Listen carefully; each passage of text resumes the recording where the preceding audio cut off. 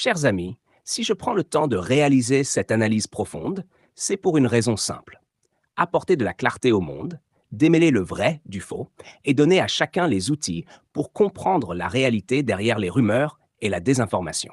Alors je vous invite à rester attentif, à partager cette réflexion autour de vous et à rejoindre cette communauté qui cherche avant tout la vérité. Ensemble, faisons circuler la lumière là où certains veulent imposer l'ombre.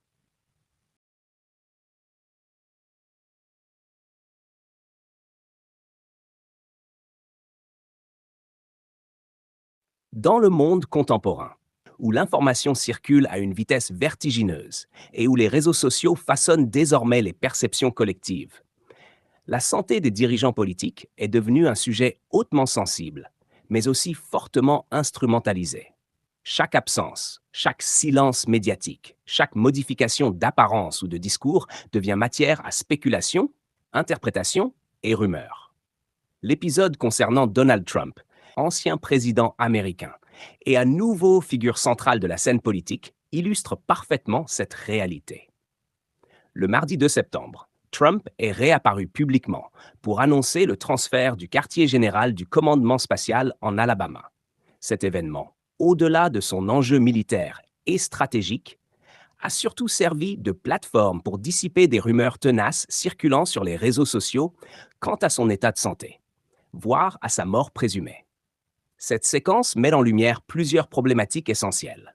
La vulnérabilité des dirigeants face aux fake news, l'importance de la communication de crise dans un environnement saturé d'informations, la relation ambivalente entre les médias traditionnels et les réseaux sociaux, et enfin, la manière dont la santé d'un chef d'État ou des leaders politiques devient un enjeu de pouvoir.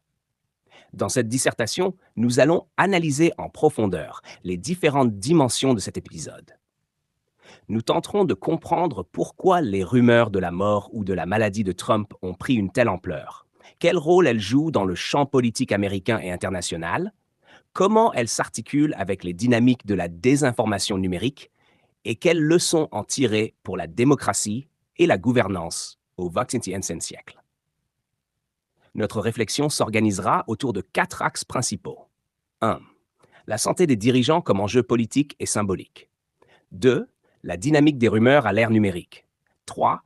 La stratégie de communication de Donald Trump face à spéculation. 4. Les implications plus larges pour la démocratie, les institutions et la perception du pouvoir.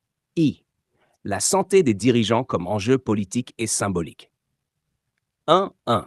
La santé comme miroir de la puissance. Depuis l'Antiquité, la santé des dirigeants est perçue comme un reflet direct de leur capacité à gouverner. Les rois, empereurs et chefs d'État ont toujours cultivé une image de vigueur et de vitalité, même lorsqu'ils souffraient en réalité de maladies graves.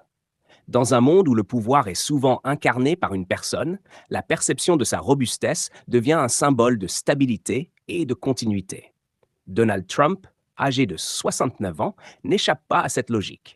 Sa réapparition, volontairement orchestrée dans le bureau ovale, au lieu de l'autorité américaine, visait à réaffirmer cette continuité et à dissiper toute impression de faiblesse. 1. Les précédents historiques. L'histoire des États-Unis regorge d'exemples où la santé présidentielle a été cachée, manipulée ou interprétée politiquement. Franklin D. Roosevelt, atteint de poliomyélite, avait soigneusement dissimulé son handicap au peuple américain. John F. Kennedy souffrait de problèmes de dos et d'une dépendance médicamenteuse, mais cela fut occulté de l'opinion publique. Plus récemment, la santé de Ronald Reagan ou de Joe Biden a régulièrement fait l'objet de débats. L'âge avancé des présidents amplifie toujours les inquiétudes. Dans ce contexte, les rumeurs concernant Trump s'inscrivent dans une tradition longue, mais elles prennent une dimension nouvelle avec les réseaux sociaux. 1.3. Le corps du leader comme instrument politique. Le corps du dirigeant n'est pas seulement une réalité biologique, il est aussi un outil de communication. L'apparence de Trump, son teint, son énergie, ses gestes, est scrutée en permanence. Une absence d'une semaine a suffi à déclencher une avalanche de spéculations. Cela illustre la manière dont le corps du leader devient un espace de bataille symbolique. Une rumeur de faiblesse peut être instrumentalisée par ses adversaires pour délégitimer son autorité, tout comme une démonstration publique de vigueur peut être utilisée comme preuve de sa capacité à gouverner. 2. La dynamique des rumeurs à l'ère numérique. 2 points. Les réseaux sociaux comme amplificateurs. Les rumeurs concernant Trump sont nées et ont prospéré sur des plateformes comme X, anciennement Twitter, et Blue Sky. Ces espaces numériques fonctionnent comme des caisses de résonance, où chaque information, qu'elle soit vérifiée ou non, se propage de manière virale. L'algorithme, en privilégiant l'engagement, like, partage, commentaire, tend à mettre en avant les contenus sensationnels plutôt que les vérifications factuelles.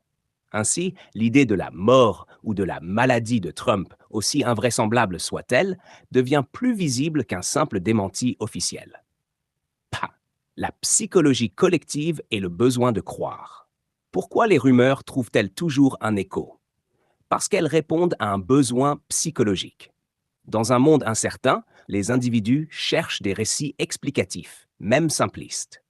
La disparition médiatique de Trump pendant plusieurs jours a créé un vide interprétatif que les rumeurs sont venues combler. Croire à sa mort ou à son affaiblissement, pour certains opposants, était une manière d'exprimer un désir inconscient de le voir quitter la scène politique. Pour ses partisans, ces rumeurs apparaissaient comme une attaque injuste et renforçaient leur solidarité. La désinformation comme arme politique. La circulation de rumeurs autour de la santé d'un leader n'est pas anodine. Elle peut être instrumentalisée comme une arme politique.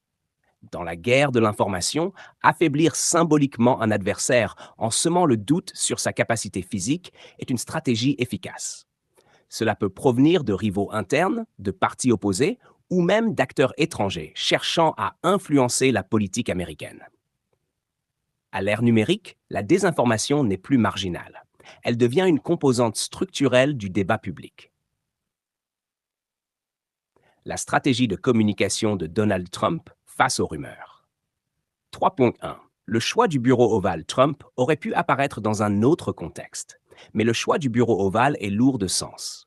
Ce lieu symbolise l'autorité, la continuité de l'État et le contrôle.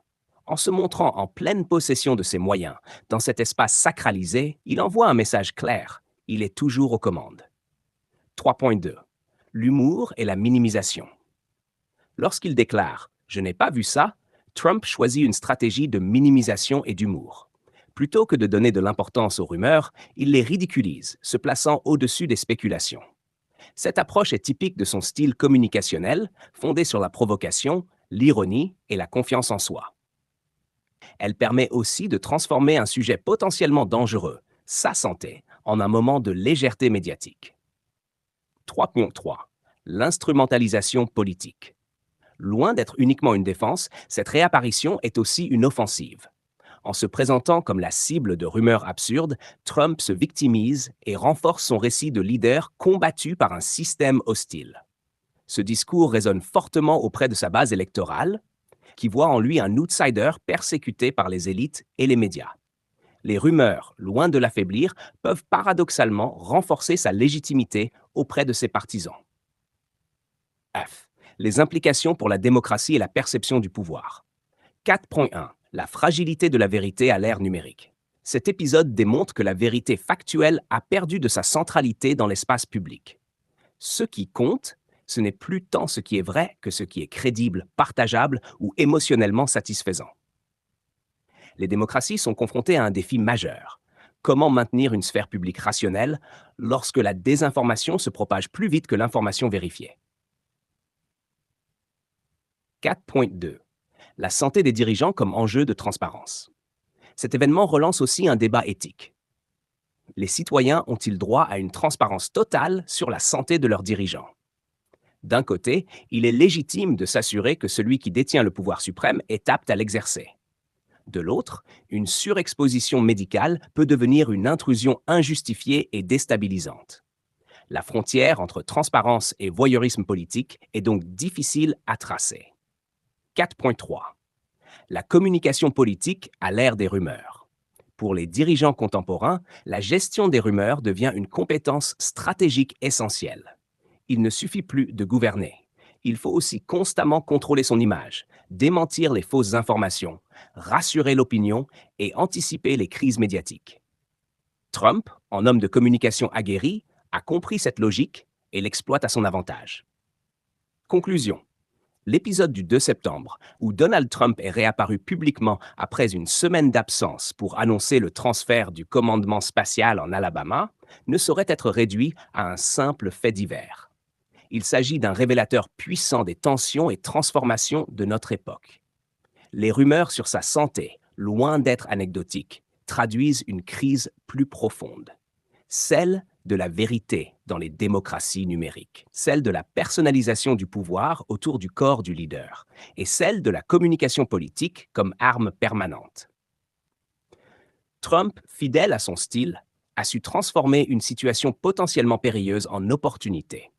En minimisant les rumeurs, en choisissant un cadre hautement symbolique et en mobilisant l'humour, il a non seulement rassuré sur sa santé, mais il a aussi réaffirmé sa maîtrise de la scène politique. Cependant, cette affaire pose des questions plus larges et inquiétantes. Jusqu'où les rumeurs peuvent-elles façonner l'opinion publique? Comment protéger les démocraties contre la désinformation massive? Quelle transparence doit être exigée de la part des dirigeants sans tomber dans une logique de spectacle médical? La leçon principale est peut-être la suivante. À l'ère numérique, la politique n'est plus seulement affaire de programmes et de décisions. Elle est aussi, et peut-être surtout, une bataille permanente pour le contrôle du récit. Et dans cette bataille, la santé du leader, réelle ou supposée, devient une arme de premier ordre. Ainsi, derrière l'apparition de Trump se cache un enjeu plus vaste, celui de la résilience des institutions face au pouvoir des rumeurs et de la capacité des sociétés à distinguer l'information de la manipulation.